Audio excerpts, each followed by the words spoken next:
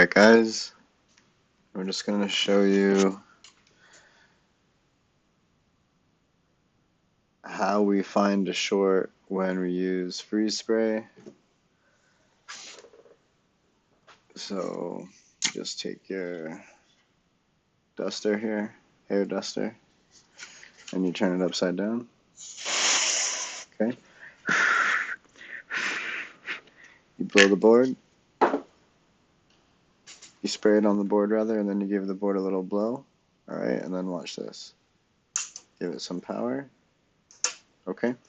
Now, the thing I want to point out to you guys is that this chip, okay, is always going to be the one that melts first. But just ignore this chip, okay? So let's watch it again.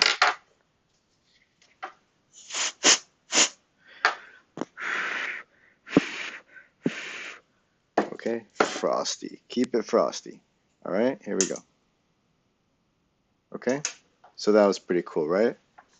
Awesome. Just drop a like. Thank you very much.